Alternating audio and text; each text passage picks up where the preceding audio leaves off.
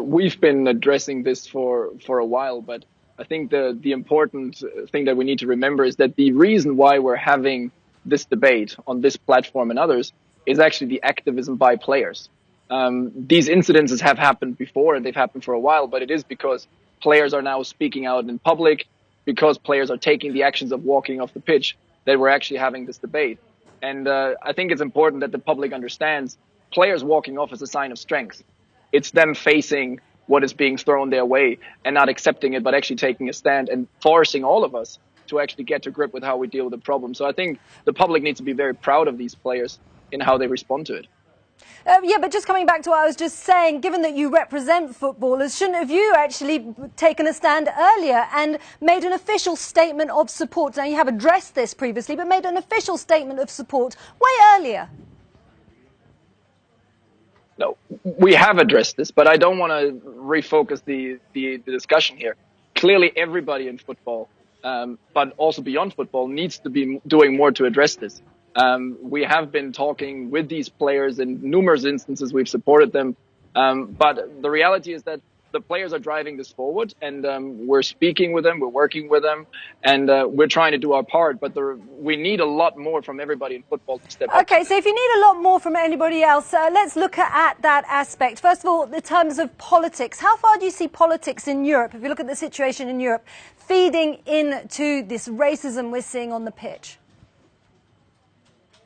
Well, there is no question that we've had a change in how public rhetoric is operating, and we have an acceptance of much more hateful speech coming from the world of politics, seeking into the rest of society. And there is no question that that is filtering into stadia, and that's a good reason why we have an increase of these instances.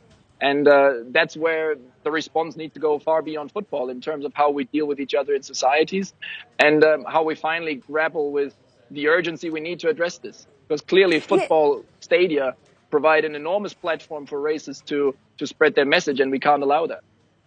And if we look at in terms of the sanctions that are applied, the most severe sanctions just aren't. Now, how problematic is that? Because is that perceived in some respects as a tacit approval, let's say, of what is going on the pitch, because those severe sanctions just never see the light of day?